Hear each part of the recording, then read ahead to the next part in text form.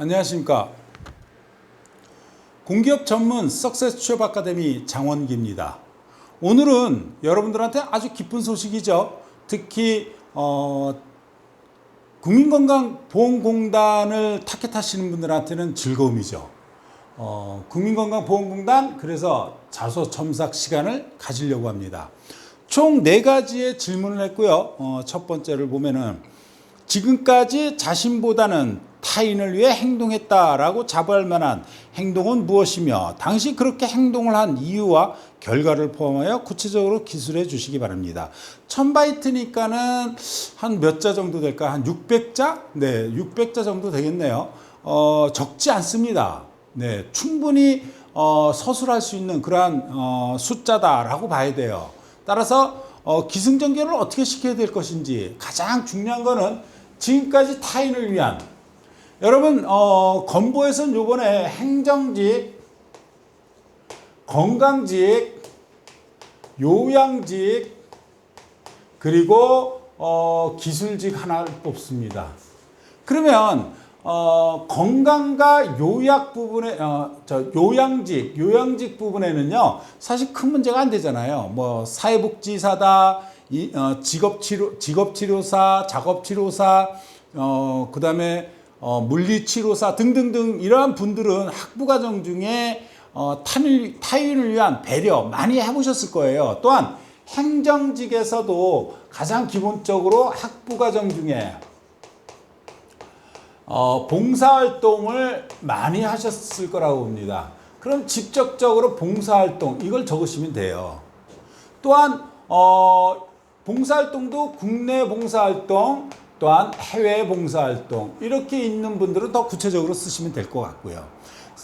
자기소개서가 적부입니다. 진실성만 포함된다면 자격증, 정량평가에 의해서 여러분들은 충분히 서류 전형 합격될 수 있다. 따라서 자기소개서의 사실관계적 기재가 가장 중요하다고 보십니다. 또한 블라인드 접촉되는 부분을 배제하고, 이해하셨죠? 자, 그리고 타인을 위해 행동했다라고 이야기하는데 이거 말고는 그러면 두 번째 멘토 멘티죠.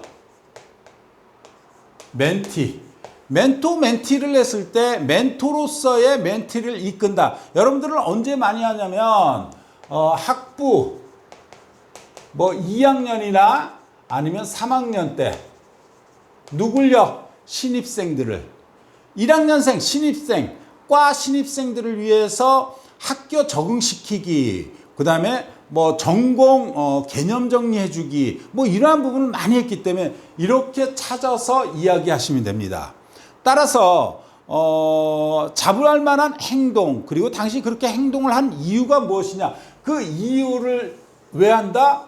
사실 여러분들 잘 생각해 보십시오. 봉사를 통해서 배려의 행동, 생활을 하신다라는 부분은 항상 타인과의 공동체를 상당히 중요시 여긴다, 이렇게 봐야 돼요. 그래서 건보에서도 너는 평상시 타인과 어떤 대인관계를 맺으려고 노력했니? 이런 뜻이잖아요.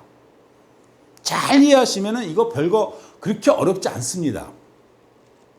두 번째입니다. 공직자가 꼭 지켜야 될 윤리의식은 무엇인지 설명하고 해당 윤리의식을 지키기 위해 평소 본인이 실천하고 있는 행동과 생각을 구체적으로 기술해 주시기 바랍니다. 자, 여러분 공직자예요. 공직자다라는 부분 때문에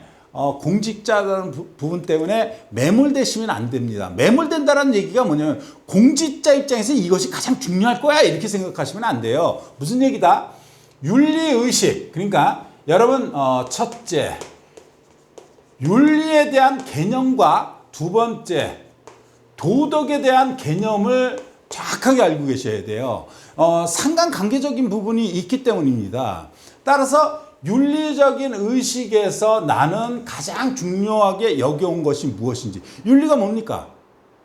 여러분 찾아보세요. 근데 이거 잘 찾으셔야 됩니다. 네이버다 구글에서 치게 되면은 윤리와 도덕을 거꾸로 얘기하는 데가 되게 많습니다. 근데 이 얘기는 글을 쓰신 분이, 기재를 해놓으신 분들이 윤리와 도덕을 거꾸로 해놓은 게 아니라 여러분들이 해석을 잘못한다는 얘기입니다.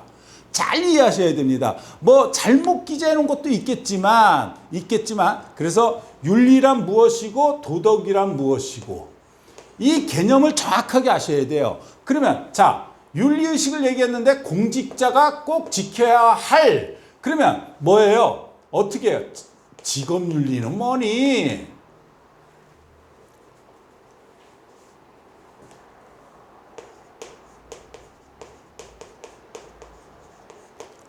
이해되셨죠? 네. 그러니까 윤리를 한마디로 얘기한다면 이겁니다.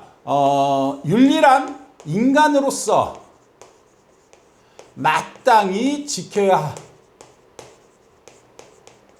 하는 것들. 이렇게 얘기했다면 마땅히 지키는 것이 무엇인지를 고민해 보셔야 돼요. 이건 여러분들이 생각하셔야 돼요.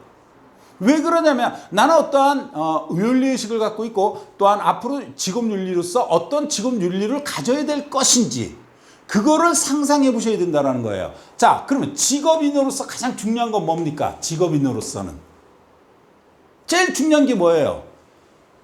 첫째는 주어진 일에 대한 책임을 질 줄 아는 사람 아닌가요? 두 번째는 조직에 잘 융화될 수 있는 사람. 이런 사람들이 아주 직업윤리로서 좋은 윤리를 갖고 있다 이렇게 얘기할 수 있잖아요. 따라서 직업윤리로서 꼭 지켜야 될 윤리식이 뭐야? 네, 저는 뭐 첫째 정직성이라고 봅니다. 첫째 성실성으로 봅니다. 첫째 저는 책임감이 투철해야 된다고 봅니다. 뭐 등등등 여러 가지가 있죠. 여러분 인터넷 쳐보시면 나옵니다. 사실은요. 인터넷에서 직업윤리에서 가장 중요한 게 무엇인지 거기에서도 나와 일치하는 부분이 무엇인지를 정확하게 캐치해야지만 글이 좀 더 사실관계적으로 표현될 수 있다. 이해되셨죠? 어렵지 않습니다. 자, 세 번째입니다. 역할 분담이 정해지지 않는 집단 과제를 먼저 시도하여 해결해 본 경험에 대하여 시도할 수 있었던 이유와 해결 과정을 포함하여 구체적으로 기술해 주십시오. 가장 자 유추해 봅시다. 여러분들이 역할 분담이 되어 있지 않다? 그렇다면 가장 기본적인 거는 프로젝트에서 어떤 관계냐면 프로젝트를 하는데 교수님께서 팀장을 선정해 주지 않는 관계. 또한 자체 팀원끼리 팀장을 정하지 않고 했던 경우 있을 겁니다. 그 사례를 찾으시면 됩니다. 두 번째는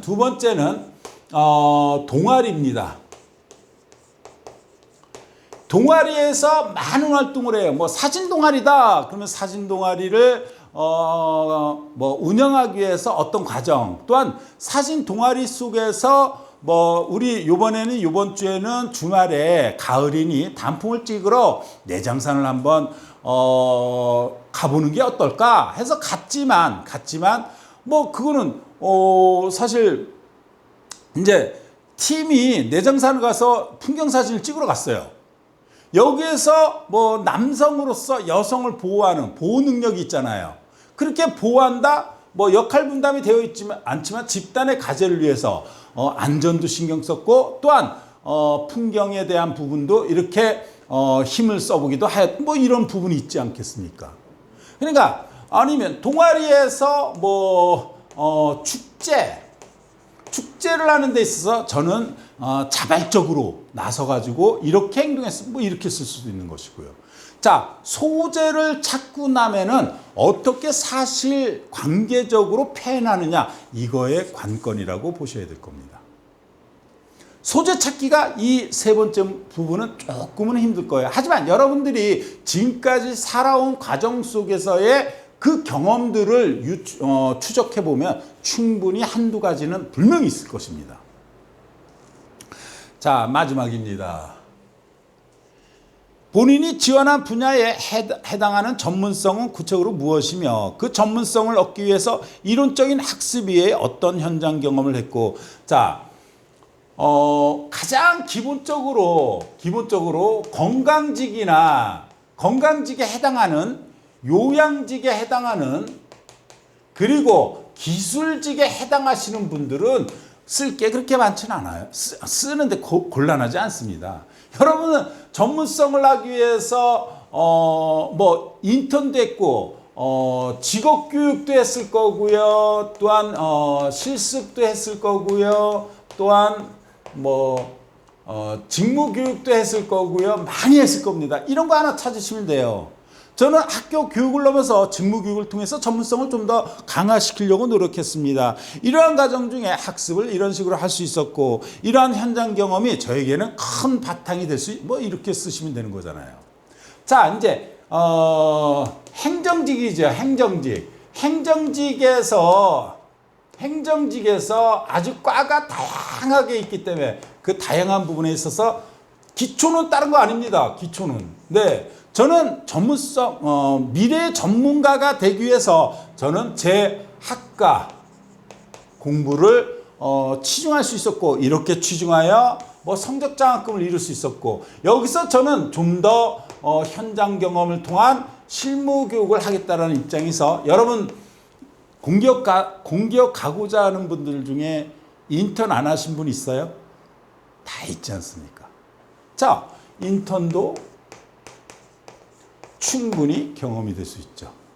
그렇게 쓰시면 됩니다. 어렵지 않습니다. 그래서 1번에서 4번까지의 어떤 경험을 녹여서 서술하느냐에 따라 가지고 그 가치는 충분히 보여질 수 있다는 것입니다.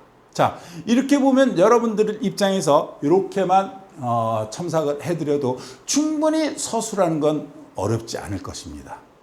이렇게 해서 2025년 국민건강보험공단 자소 첨삭을 마치겠습니다. 감사합니다.